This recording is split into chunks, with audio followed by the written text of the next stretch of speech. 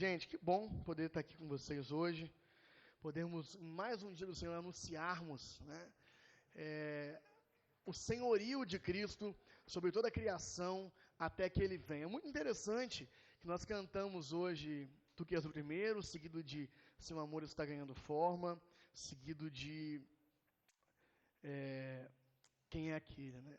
São canções que nos levaram por um caminho de reconhecer o senhorio de Cristo, reconhecer o seu reino que já foi de alguma forma inaugurado, reconhecer o fato de que nós somos o povo que diz sim, nós somos o povo que diz amém para o reino de Deus, e que enquanto fazemos isso, e enquanto esse reino não vem completamente, nós somos o povo que dá forma a esse reino, que dá forma a esse amor, enquanto vivemos uma vida piedosa, mas que esperamos ansiosamente o dia em que nosso Redentor virá e nós veremos com nossos próprios olhos, os seus olhos como chamas de fogo, e toda aquela sujeira que ainda sobrar será queimada de nós através desse olhar, essa visão do Cristo ressurreto, a visão beatífica de Jesus.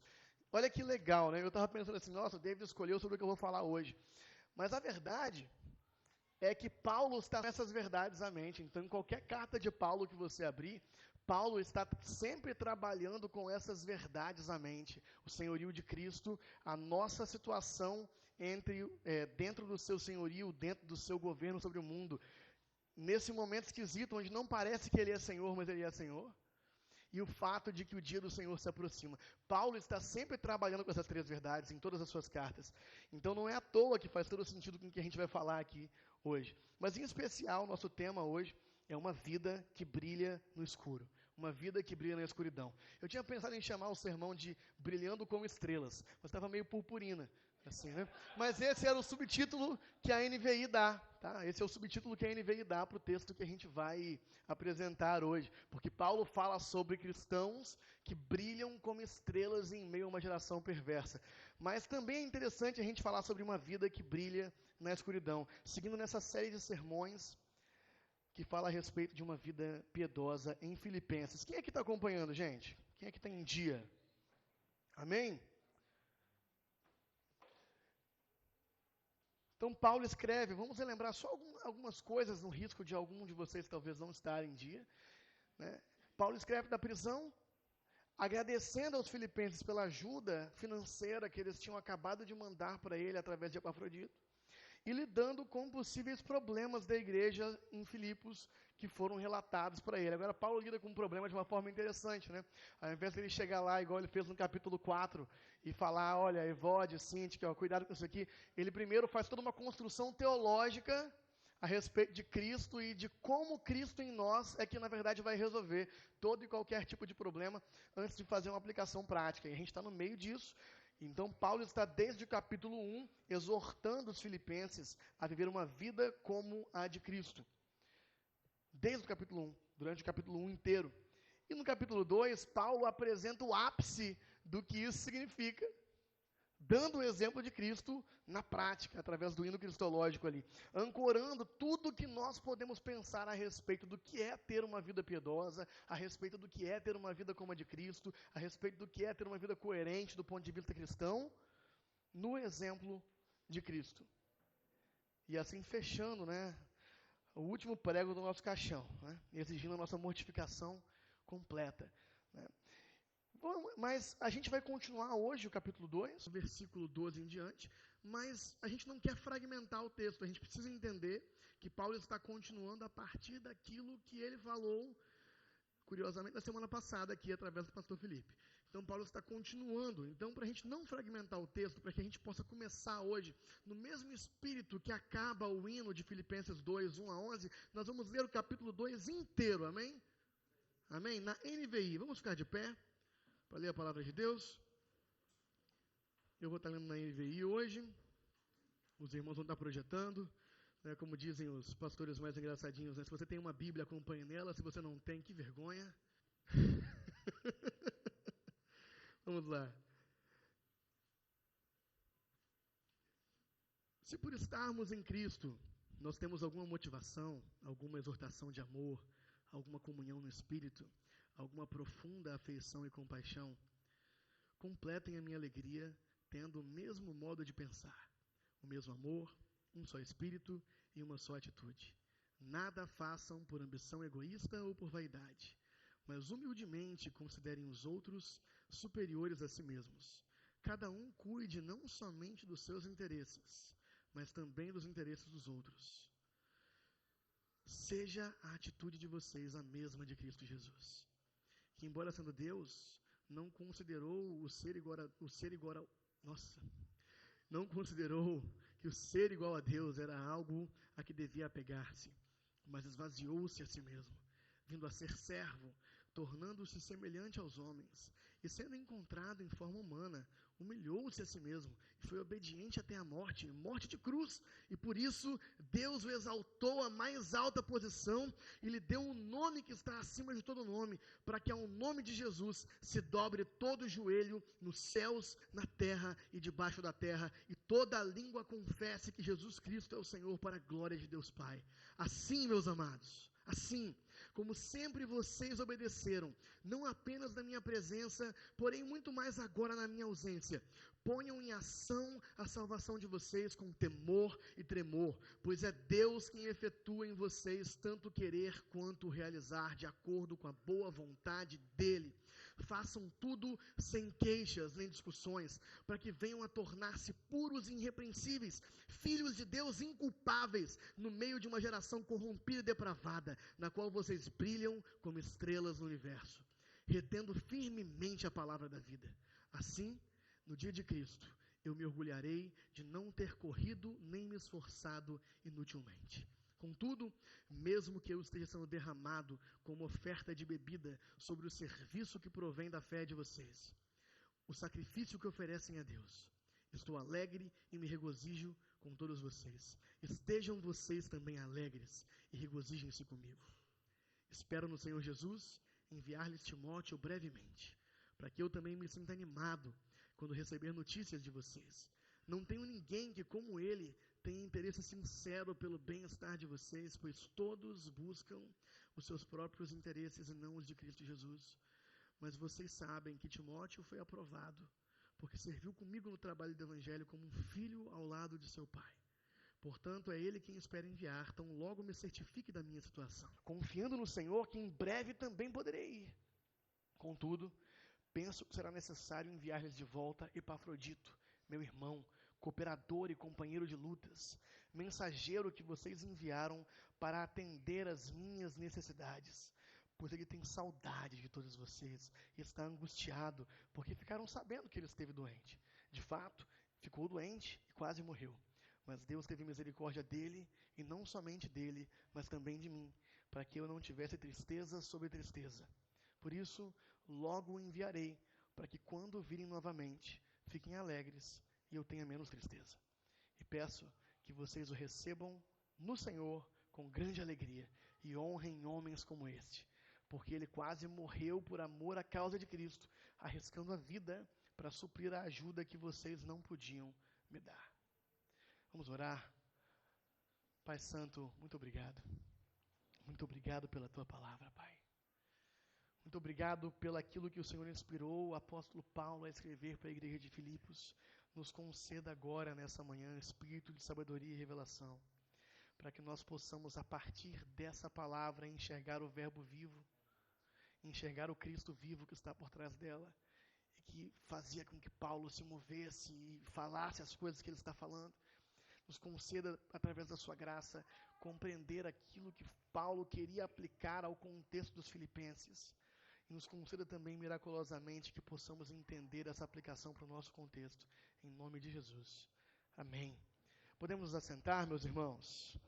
Nossa exposição começa do versículo 12.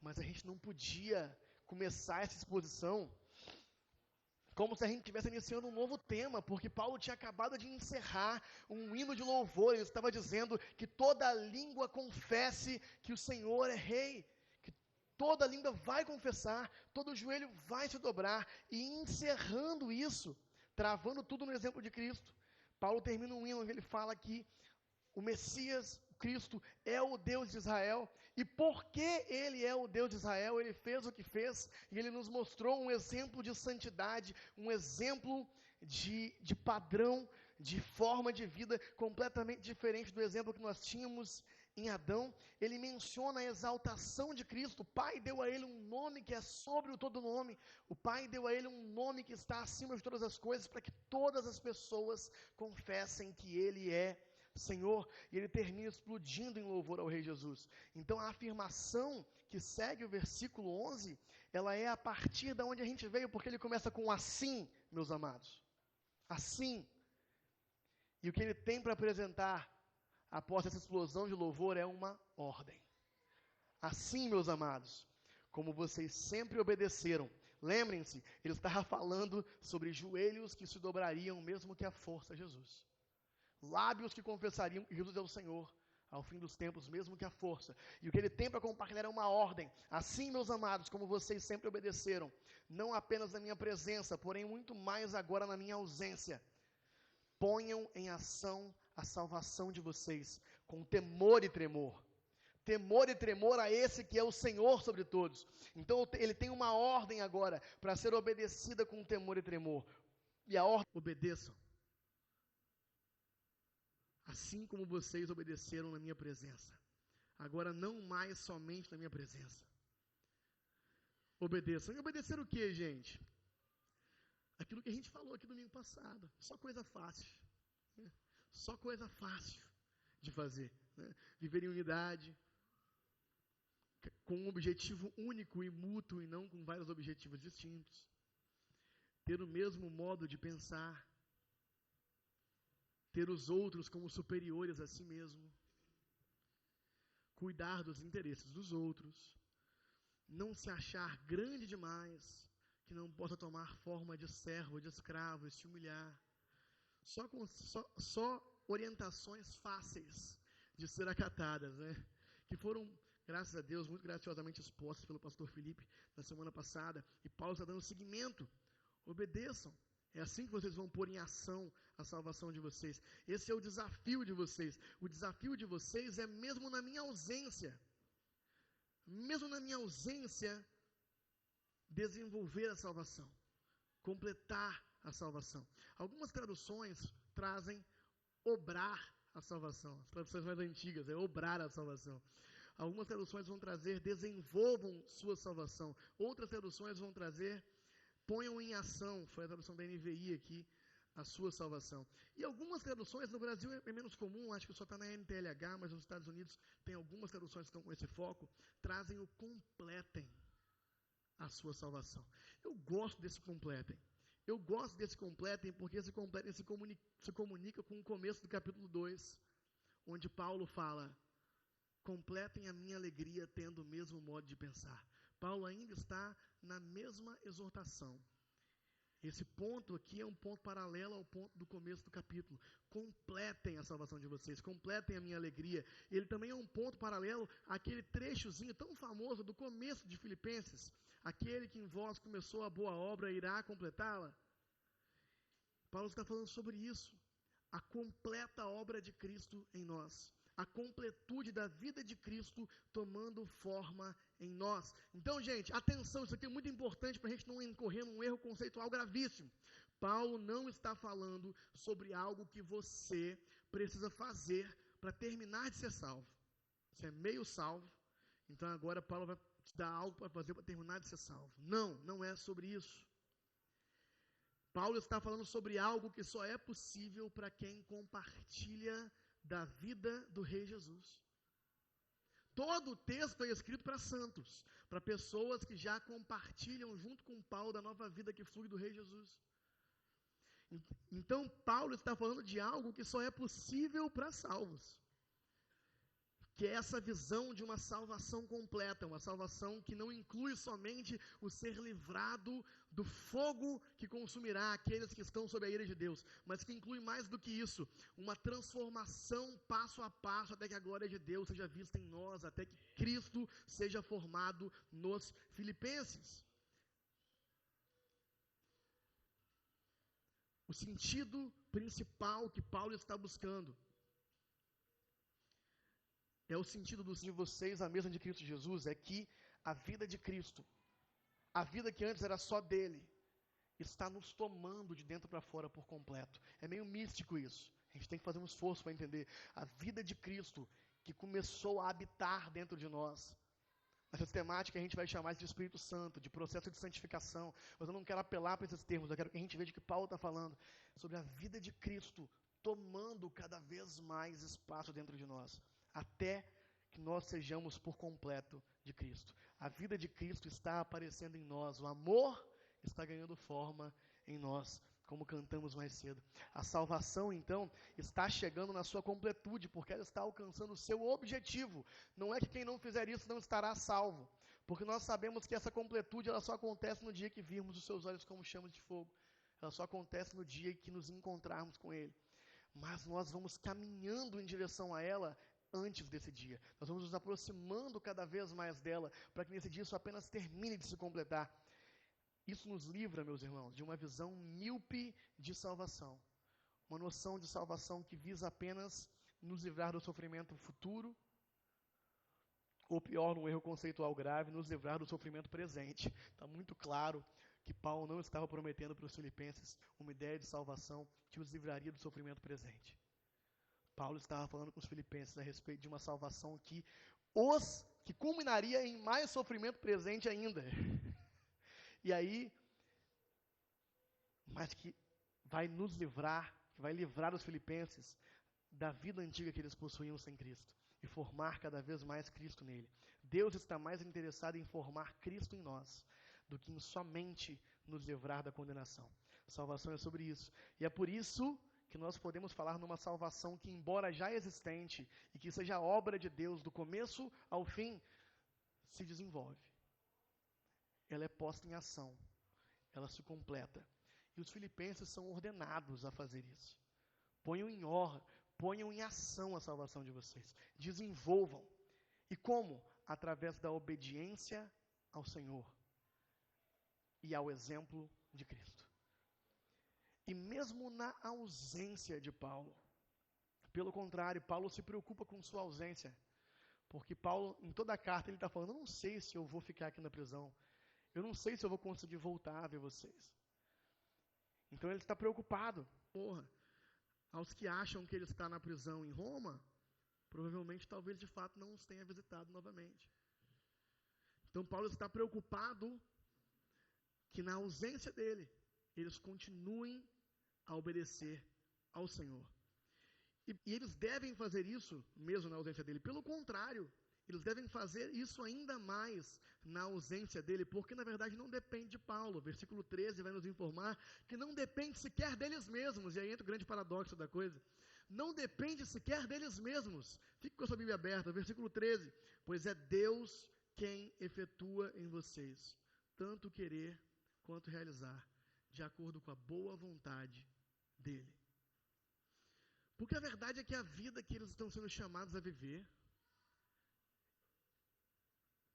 eles não são capazes de produzir.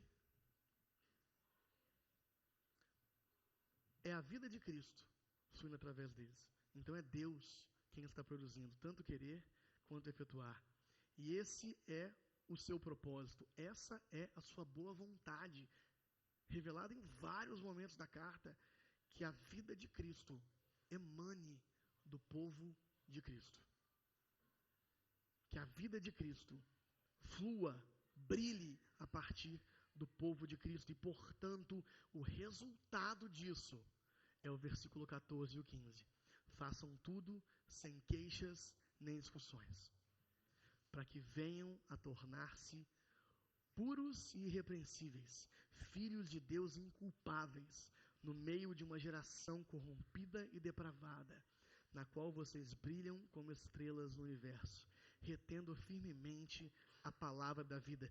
Poucos textos na Bíblia pagam tanto tributo à possibilidade de vida em santidade que os filhos de Deus têm. Paulo está chamando os filipenses a serem filhos de Deus inculpáveis, puros e irrepreensíveis. O povo do rei vive a vida do rei. Novamente, Paulo traz à tona tudo o que ele falou até aqui, que nós já sabemos que Não é só difícil, é impossível. Mas não há como se emocionar. Não há como não se emocionar com o resultado disso. Um povo puro e irrepreensível. Filhos de Deus inculpáveis no meio de uma geração corrompida e depravada, brilhando como astros do universo, como luzeiros na escuridão, como faróis na escuridão do mar. Eu trouxe um comentário de N.T. Wright que eu vou ler na íntegra. Os filipenses devem ser um sinal de luz e beleza em um mundo de trevas e maldade. Eles devem ser um símbolo da nova vida de Deus em um mundo que conhece apenas o caminho para a morte. Paulo não sabe se irá sobreviver, portanto ele completa. Paulo não sabe se irá sobreviver, portanto ele continua nos próximos pontos, dizendo que ele enxerga que o dia do Senhor se aproxima.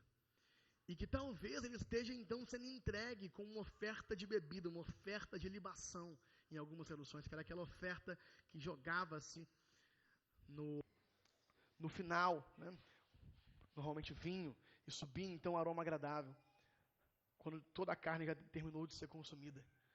Então Paulo está comparando a sua vida como talvez ele esteja dando a sua cartada final, talvez ele esteja dando, ele não sabe se ele vai sair daquela prisão, mas ele está alegre. Porque ele tem essa visão daquilo que os filipenses estão se tornando em Cristo. Ele está alegre. Porque ele enxerga que o dia do Senhor se aproxima, como ele coloca nos versículos seguintes. O dia em que toda a terra verá a luz de Cristo e todo joelho se dobrará e toda língua confessará, como ele falou acima. E ele enxerga que ele não trabalhou em vão. Porque a vida dos filipenses servirá como um sinal para aquele dia. Um farol que guia cada vez mais pessoas à nova criação. Mesmo em meio à escuridão daquele tempo. Paulo está chamando os filipenses ao impensável no contexto deles, viver a vida de Cristo com alegria, enquanto eles sofriam perseguições ideológicas, familiares, porque naquela época um cristão podia ser expulso da família, financeiras, porque naquela época já havia quem não vendesse para cristãos, quem não negociasse com cristãos.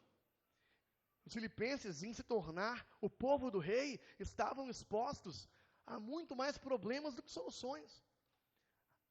Há muito mais desvantagens do que vantagens no pensamento aparente do tempo presente.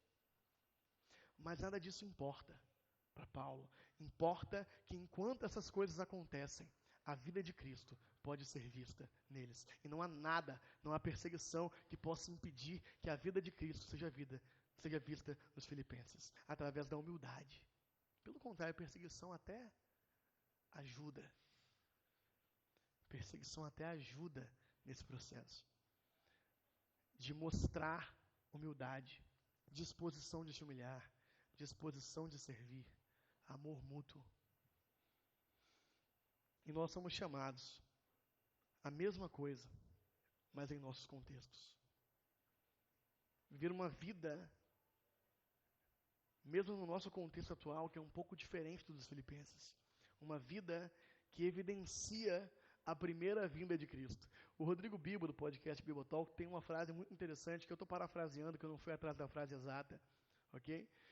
Que nós temos o costume de estar falando muito sobre evidências da segunda vinda de Cristo. Mas a igreja tem o papel de ser uma evidência da primeira vinda de Cristo. A igreja deve ser o povo que evidencia que Cristo já veio. Que seu discurso não é vazio. Para que pessoas como Nietzsche não falem que o único cristão que ele ouviu falar morreu numa cruz.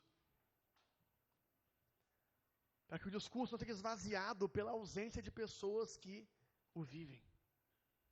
Nós somos chamados a viver como luzeiros. Sinais da criação que Cristo inaugurou em meio a um mundo que não acha que está no escuro, mas está.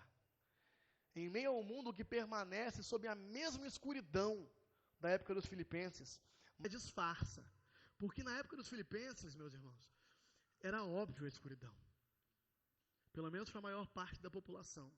Com exceção, no cenário romano, com exceção do pater familias, a figura do homem que estava à frente de sua casa e que tinha ali uma esposa, algumas amantes, concubinas, escravos e escravas, de quem a todos, da esposa aos filhos, aos escravos, ele podia dispor para fazer o que quisesse, sem qualquer punição. Talvez para o paterfamílias, naquela época o mundo não fosse tão escuro, mas para a maior parte da população do mundo romano, era um mundo de trevas e escuridão.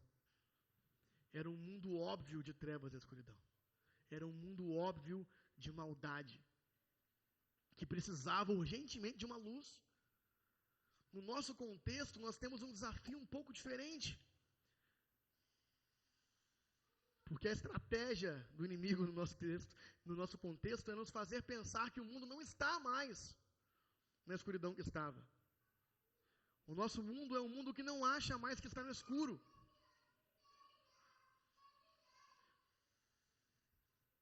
Desesperadamente nós ocultamos a nossa escuridão, o nosso egoísmo, a nossa maldade atrás de modernos sistemas de cooperação forçada. Toda a sociedade que nós criamos, ela funciona para nos manter cooperando forçadamente. Mas a escuridão ainda está lá, em todos os momentos em que não tem ninguém olhando. Por isso nós continuamos em meio a mortes, abusos, maltratos, violências. Mas mais do que isso, ela está no nosso coração, mesmo quando nós vivemos uma vida segundo a lei. Porque ela está nos nossos corações egoístas. Ela está no mesmo estilo de vida luciferiano que o Felipe falou na semana passada. Um tipo de vida de pessoas que querem tomar o lugar de Deus. Um tipo de vida de corações que querem ser seus próprios deuses. Só que agora, o pior, eu acho que talvez seja o mais desafiador da contextualização, da importância de ser luz no nosso contexto, é que agora esse estilo de vida luciferiano é defendido como a verdadeira iluminação. O cuidar de mim. O eu em primeiro lugar. Como o pastor Guilherme de Carvalho chama, a cosmovisão do self. Eu, não é selfie a foto não, é o selfie, o eu. O eu como Deus que absolutamente não pode ser tocado. E essa emergência do indivíduo, do eu como grande Deus do nosso século, é vista pelos seculares como iluminação. Como agora sim, acabaram os abusos, acabaram os maus tratos, acabou a violência. Mas nós sabemos que é justamente dessa raiz que vem os abusos, que vem o maus tratos, que vem a violência. Então, mas o nosso mundo, e nós não podemos cair nessa armadilha, defende essa visão. O cuidar de mim, o me priorizar em primeiro lugar. Vocês percebem que isso é o contrário do que Cristo manda fazer? O ter minhas visões de vida respeitadas, o não abrir mão das minhas próprias opiniões. Nós estamos perante uma carta onde Paulo que os irmãos deem um jeito de se virar com suas opiniões discordantes e tenham o mesmo modo de pensar para que eles tenham unidade em Cristo. E ninguém mais quer fazer isso, porque isso exige ter que abrir mão, pelo menos de expor minhas opiniões publicamente ou de vivê-las da forma que eu gostaria em prol de uma comunidade.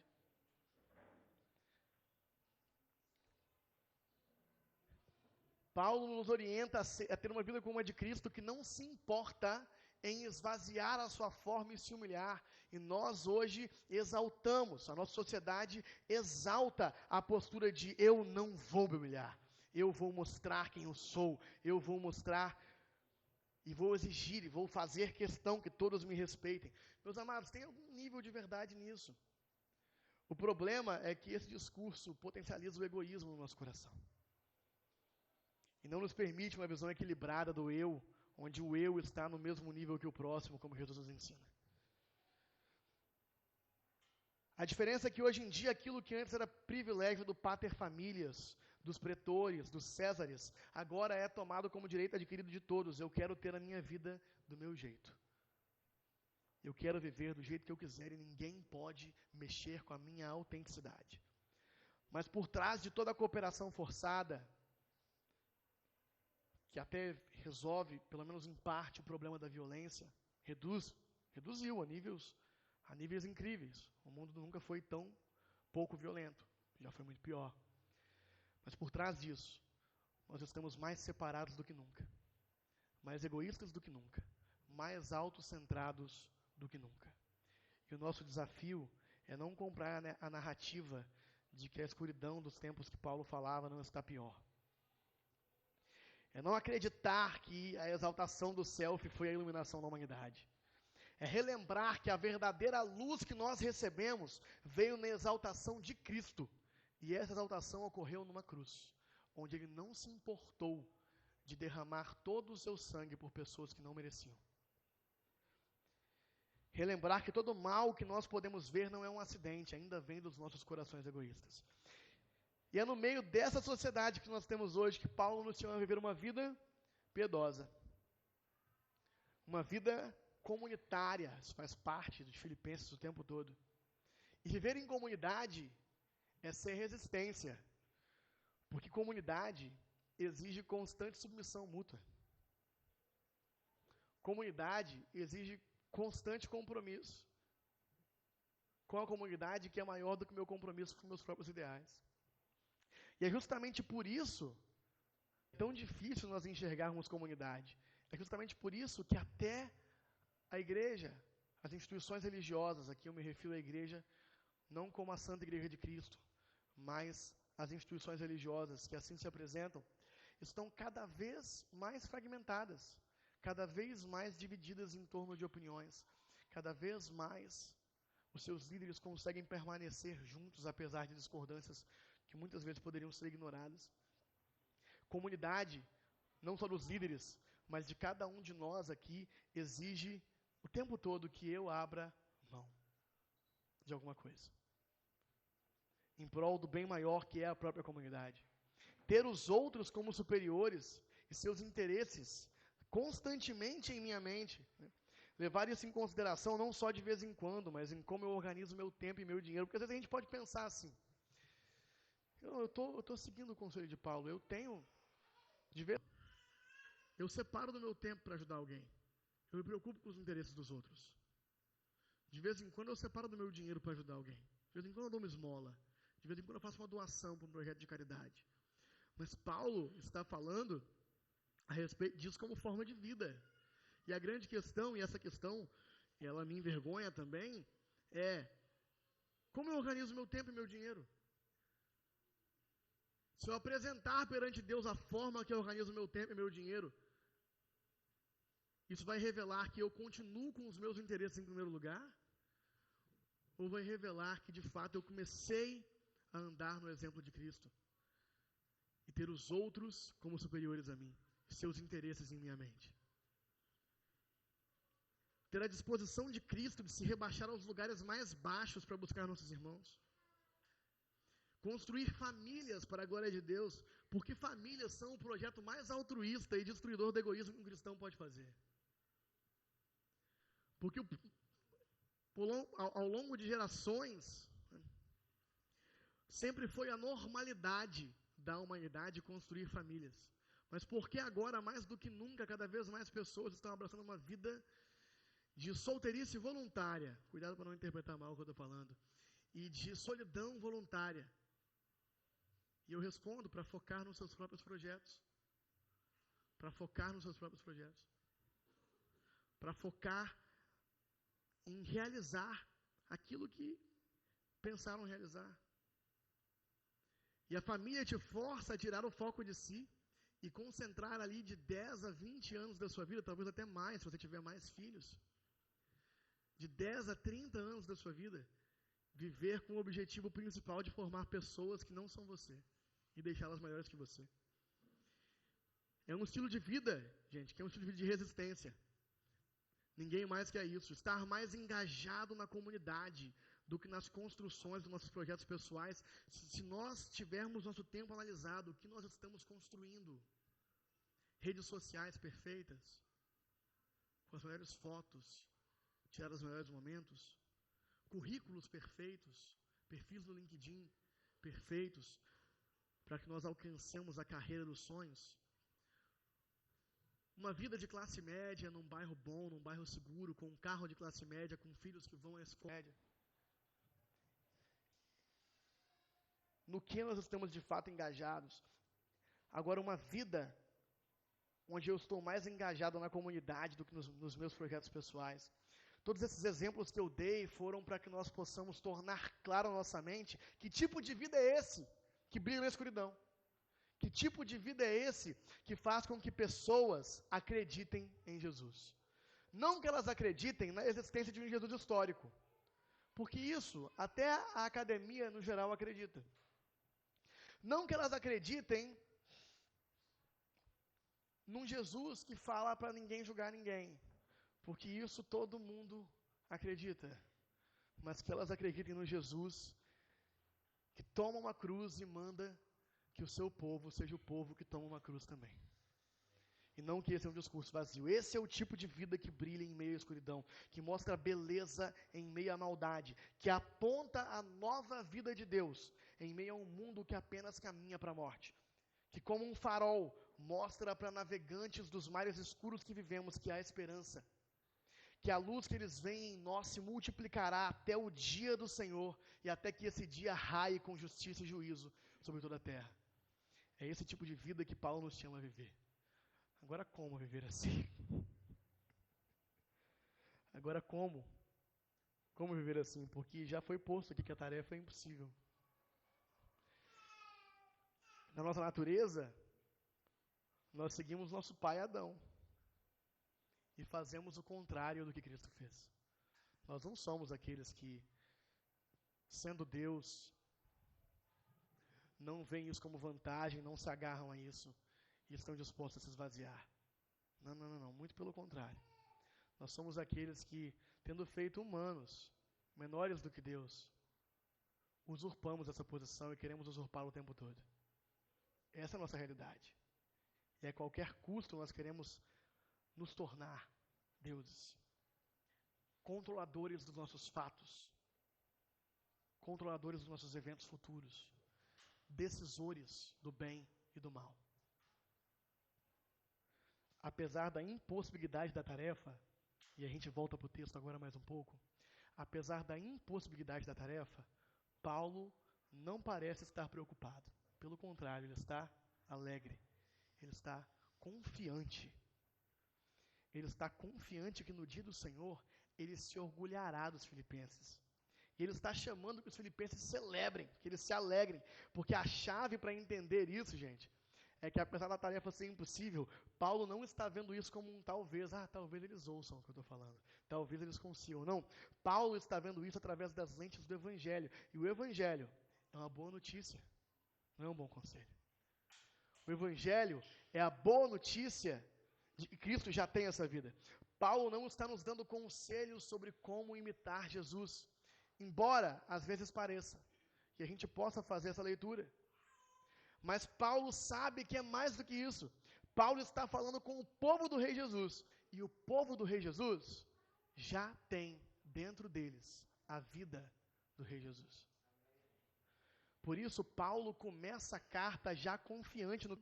Eu estou convencido de que aquele que começou a boa obra em vocês vai completá-la até o dia de Cristo Jesus.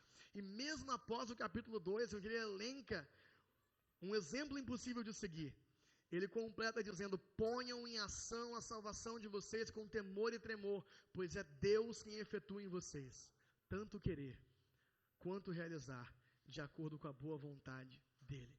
E aqui nós temos um aparente paradoxo. Como nós podemos ser ordenados a pôr em ação algo que é Deus que faz? Como os filipenses estão recebendo agora a ordem de ponham em ação, se é Deus que coloca o querer e o efetuar? Se é Deus que efetua. E a verdade é que o homem, no seu estado caído, não tem isso dentro de si. Mas agora que os filipenses têm o Evangelho, agora de que eles conheceram a Cristo e acreditaram em Cristo e receberam a vida interna de Cristo nos seus interiores, esse Cristo que realizou tudo, esse Cristo que foi exaltado por Paulo no verso 1 até o verso 11, esse Cristo habita dentro dos filipenses. E o que Paulo está enxergando é que a vida de Cristo está lá. Portanto, Deus efetuará nos filipenses o querer. Deus vai colocar a vontade. Deus vai colocar a energia para a realização. Deus vai colocar o desejo e a realização daquilo que Paulo está pedindo dentro daqueles que são o povo do rei. E, portanto, porque Deus vai fazer isso, Paulo então pode os ordenar. Ponham em ação a salvação de vocês. Ponham em ação, deem frutos, trabalhem a vida de Cristo que já está em vocês até a sua completude. Paulo está chamando eles não a dar um jeito de parar de agir do jeito que eles vêm agindo. Paulo está chamando eles a terem e viverem cada vez mais do Messias Jesus dentro de si. E porque eles têm a Cristo, Paulo pode ordenar. Não é tanto sobre algo que eles vão fazer, não é tanto sobre algo que os filipenses são capazes de fazer, mas é algo que Cristo pode fazer através deles. Então é mais sobre sair do caminho, para que Cristo faça. E esse é o grande desafio do processo de santificação, entender que o nosso esforço não é no sentido de conseguir fazer. O nosso esforço é de parar de tentar impedir que Jesus faça através de nós. É um esforço de mortificação, porque se a vida de Cristo está em nós, o querer e o efetuar já está lá. É um esforço de sair do caminho, é um esforço de mortificação. E antes de que qualquer um grite, é impossível. Antes que qualquer filipense lendo a carta gritasse, Paulo, o que você está pedindo de nós é impossível. Paulo entra com alguns exemplos. Paulo entra com Timóteo e Epafrodito e o seu desejo de enviá-los a eles. Ele deixa claro que esses homens são exemplos do tipo de vida que Paulo está falando aqui agora. São homens em quem os filipenses podem ver a vida de Jesus brilhando. Ele vai enviar eles novamente aos filipenses. Em relação a Timóteo, ele vai falar no verso 20: eu não tenho ninguém que, como ele, tenha interesse sincero pelo bem-estar de vocês, pois todos buscam os seus próprios interesses e não os de Jesus Cristo. Percebam, gente, Timóteo é para eles um exemplo de quê? De alguém que abriu mão dos seus próprios interesses. Paulo está dizendo, olha, todos, a maioria, mesmo entre os cristãos, eu não tenho ninguém como Timóteo. A maioria está buscando os próprios interesses. Mas Timóteo, ele é meu filho na fé. Timóteo está passando como eu ensinei. Timóteo é um exemplo de alguém que abriu mão dos próprios interesses e persegue os de Cristo e os dos filipenses. Porque ele tem bom interesse, um interesse sincero a respeito deles. Pessoas que perseguem os nossos interesses e os de Cristo são sinais de uma vida possível em Jesus que Deus muitas vezes nos dá em nossa caminhada. Falando sobre Epafrodito, Paulo fala no versículo 29: e peço que vocês recebam no Senhor com grande alegria e honrem homens como este, porque ele quase morreu por amor à causa de Cristo, arriscando a vida para suprir a ajuda que vocês não podiam me dar. Aqui se referindo ao fato de que Epafrodito levou até Paulo os donativos dos filipenses. Eles não podiam ir todos lá. Epafrodito foi no lugar deles. E em fazer isso, ele arriscou a própria vida e quase morreu, porque ele pegou uma doença. E quase que ele morre ali. Talvez hoje em dia a gente não entenda fazer uma viagem longa como algo que é digno de arriscar a vida, né? Mas naquela época, absolutamente o era. Novamente, Paulo está colocando perante os filipenses alguém disposto a morrer pela causa de Cristo. E por Paulo, em nome dos filipenses. E o que há de especial nesses homens? O que há de especial nesses homens que eles podem servir de exemplo? Algo que está neles mesmos? Não. A vida de Cristo que pode ser vista neles. No capítulo 3, Paulo vai mais profundo nesse tema, falando a respeito de como ele mesmo é um exemplo para os filipenses. E como ele mesmo trocou tudo que ele poderia ter alcançado na carne, nele mesmo, através do seu próprio esforço, pela vida de Cristo que agora habita nele. Chamando os filipenses a enxergar a mensagem através de vida. E sobre nós o mesmo paradoxo está posto. Como nós vamos responder a essa pregação e a uma tarefa tão impossível? Como viver a vida de Cristo no contexto que nós tentamos descrever aqui? na terceira sessão dessa pregação. Como não cairmos na distração, meus irmãos, e passarmos mais uma semana na escuridão, sem que ninguém veja a luz de Cristo em nós. E a resposta para nós é a mesma que dos Filipenses: o Evangelho é uma boa notícia. Se nós temos tudo isso que nós temos ministrado a respeito de vida piedosa, como conselhos que nós temos que seguir, isso tornará um peso imenso sobre nós, que nós não vamos conseguir suportar. Mas Paulo nos chama a alegria e celebração em toda a carta, em especial no capítulo 2, em algumas ocasiões. E por que ele pode se alegrar? Porque o trabalho de Cristo está completo. O trabalho de Cristo está completo e será concluído em nós. É certo que Ele completará a boa obra em nós. É certo que está em nós o querer e o efetuar se temos Cristo. Precisamos ver isso que Paulo está falando, não como conselhos que temos que seguir, mas como uma boa notícia. E a boa notícia é que no Messias Jesus, nós já estamos livres do nosso antigo modo de vida. No Messias, nós já fomos abençoados com todas as bênçãos espirituais. No Messias, nós já estamos reinando com Ele nas regiões celestiais. Não é um conselho de que devemos fazer tudo o que Paulo está mandando. É uma boa notícia. Agora, em Cristo, nós podemos. Esse tipo de vida é a vida que nós devemos desejar. E antes, ela era inalcançável para a gente. Embora a lei talvez mostrasse para o povo de Israel esse tipo de vida, era inalcançável. Mas agora, em Cristo Jesus, nós podemos ver e podemos também tocar. A boa notícia é que, se temos Cristo, nós podemos viver esse tipo de vida. O poder para viver esse tipo de vida como a dele já está dentro de nós. E isso é motivo para celebração. Isso é motivo para alegria. Deus já começou a levantar o povo da nova criação no meio da antiga. Deus já começou a levantar um tipo de povo diferente no meio de um mundo mau e macabro. Na prática, eu quero te dizer algo: olhe para dentro de você. Ao ouvir a exposição da Escritura hoje, o seu coração está queimando? Você está sentindo vontade de viver uma vida como a de Cristo? Se a sua resposta é sim, isso já é um milagre. Quem quer viver esse tipo de vida? Sem sucesso algum do ponto de vista humano. É risível. Do ponto de vista humano, é risível dizer que Jesus ganhou e César perdeu. César continuou lá por anos. Quem quer viver esse tipo de vida? Se você, ouvindo a gente expor Filipenses, deseja viver esse tipo de vida, eu tenho uma boa notícia para você. Deus colocou dentro do seu coração o querer. E Ele também vai efetuar. Se a sua resposta é continuar pregando o Evangelho aqui desse ponto.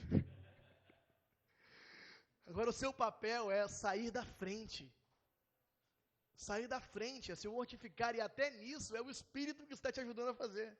Nosso grande desafio nesse processo de santificação é a mortificação. É parar de resistir. É descobrir quais partes do nosso coração ainda estão se agarrando no enclave mortal com a escuridão, com a sujeira, com a depravação. E na verdade é nós que não queremos soltar de jeito nenhum, embora Jesus já tenha nos libertado. Embora Jesus já tenha nos libertado, nós não queremos soltar essa escuridão de jeito nenhum. De que nós não queremos abrir mão? Mas já podemos, porque é uma boa notícia. É do nosso dinheiro? E ter que dividi-lo? É da qualidade de vida de classe média que queremos ter? É dos prazeres sexuais e morais que absolutamente não achamos que conseguimos passar sem? É dos benefícios de diversas relações que existem só por interesse e que nós chamamos às vezes de networking? É do tempo que nós temos para ficar à toa ao invés de fazer o bem? Das opiniões que nem são tão embasadas assim, mas que não queremos abrir mão de qualquer jeito? Das viagens que queremos fazer e teremos que abrir mão se nos comprometermos com uma vida familiar e com uma vida comunitária? De que nós já estamos libertos em Cristo Jesus? de ser possuídos por todas essas coisas. Mas muitas vezes somos nós que não queremos abrir mão. Então nós precisamos fugir das distrações que nos fazem esquecer que essa vida comum, que nos chama todo dia, é uma vida de escuridão. E lidar com o nosso pecado. Manter nosso pensamento cativo a Cristo. É simples, mas a prática nos foge. É simples, né, irmãos? É uma boa notícia. Parece fácil quando fala assim. Alguém poderia falar, oh, parece fácil quando fala assim. É simples, mas a prática nos foge. A nossa mente foge de Cristo o tempo todo. E começa a pensar em outras coisas. Nossos interesses voltam ao trono. Nós voltamos a pensar em nós em primeiro lugar o tempo todo na nossa vida comum. E para isso os cristãos têm algumas ferramentas milenárias para ajudar com isso, gente. Oração, leitura da palavra, meditação, jejum, submissão à comunidade. São as disciplinas espirituais. Ferramentas cristãs milenárias para que nós possamos manter Cristo em nossa mente e mortificar o nosso eu. E que são para ser praticadas, talvez não todas diariamente, mas alguma diariamente. E assim como Paulo deixou aos filipenses exemplos, nós podemos também dar glórias a Deus, porque nós não podemos permitir que nosso orgulho nos impeça de ver que Deus também tem nos dado exemplos. Deus também tem colocado em nosso meio pessoas que nos permitem ver mais da vida de Cristo. Só que o nosso orgulho vai nos falar assim, mas também não é perfeito. E de fato, ninguém entre nós o é. Mas se nós estamos vendo mais da vida de Cristo, não devemos ignorar. E dedicado em nosso meio, esse tipo de pessoa. Pessoas que estão à frente de nós na caminhada. Às vezes não em todos os aspectos, mas nos aspectos que mais precisamos tratar. E às vezes falta o quê? Humildade. De talvez perceber que eu tenho mais a aprender com alguém que sabe mais, que sabe menos do que eu, em alguma área. Eu tenho mais a aprender com alguém que estudou um pouco menos. Porque enquanto eu me julgar pelos padrões humanos, de quanto eu sei, quanto eu tenho, quanto eu posso, eu vou ficar orgulhoso. E vou querer aprender só com quem tem mais dinheiro, mais poder, mais performance. Mas Cristo nos chama a aprender com quem tem mais da vida de Cristo, mais humildade, mais sinceridade, mais disposição em se humilhar, mais disposição em pensar no próximo. E Deus tem colocado pessoas assim no nosso meio, graças a Deus. Assim como os filipenses foram orientados. Nós precisamos, então, nos alegrar. Eu não queria terminar essa pregação aqui num clima fúnebre de arrependimento e de, vamos repensar. Porque Paulo está nos chamando a nos alegrar. Porque o Espírito Santo vai nos ajudar com isso. Porque a vida de Cristo em nós vai crescer até o dia de Cristo Jesus. Então nós podemos terminar esse encontro da família na certeza de que o povo de Deus será enchido de Deus. Na certeza de que assim como nós cantamos aqui mais cedo, o amor de Jesus está ganhando forma no seu povo. E ele será visto pelas pessoas. E por isso sabemos que venceremos a morte. Porque esse é o amor que vence a morte. Nós só sabemos que passamos da morte para a vida, como diz o apóstolo João, se nós encontramos dentro de nós esse amor como de Cristo. Quando amamos os nossos irmãos. E nós podemos adorar ao Senhor, explodir em adoração como Paulo, ao perceber que Deus é fiel. Mesmo a nossa infidelidade. E Ele está através de nós, brilhando a luz de Cristo pelo mundo. Podemos sair daqui nessa manhã enviados, muitas vezes como ovelhas ao matadouro. Embora nem sempre, mas sempre como puros e irrepreensíveis. Filhos de Deus inculpáveis no meio de uma geração corrompida e depravada, na qual brilhamos como luzeiros na escuridão. Na certeza de que onde cada um de nós estiver, como diz Paulo Borges Júnior, não é um crente que será visto, mas um filho de Deus. Alguém em que as pessoas podem ver alguma virtude de Deus e saber que, portanto, Deus existe. E, portanto, a mensagem de Cristo não é vazia, não é fútil, não é em vão. E isso vai acontecer através de nós. Senhor Jesus, nós queremos orar, encerrando esse período de pregação da palavra. Nós queremos orar pedindo que seja o Senhor mesmo a nos enviar. Nós agora sabemos a nossa responsabilidade. Nós agora sabemos que o Senhor nos ordena, desenvolvam a salvação de vocês. Mas agora nós também sabemos que é o Senhor dentro de nós o tempo todo fazendo isso. Jesus, nos faz mais sensíveis à sua palavra, ao seu Espírito Santo, nos faz ouvirmos melhor todas as vezes que Ele tem nos dito, não faça isso, você não precisa disso, se entregue um pouco mais, se humilhe um pouco mais, nos dê sensibilidade para ouvir essas palavras que nós não queremos ouvir, e viva cada vez mais em nós. Jesus, nos tome por completo. Nós queremos que a sua vida nos tome por completo. Nós estamos dispostos a nos esvaziar. Nos envie como seus filhos, papai, para que o mundo veja o seu amor, para que o mundo veja que você é Deus sobre todos. Jesus, nos permita celebrar em alegria, porque sabemos da sua obra completa, e sabemos que, como faróis, essa comunidade, mas não só essa comunidade, todo o povo de Deus em todo o mundo, como um farol, irá brilhar nesse mundo de escuridão. E por mais que essa escuridão cada vez mais seja mais óbvia a nós, por mais que essa escuridão cada vez mais tome posse do mundo, a luz de Cristo também brilha cada vez mais até aquele que será o dia perfeito, o dia do seu retorno, aonde veremos verdadeira luz. Nos envia até lá, como seus luzeiros pelo mundo, Jesus.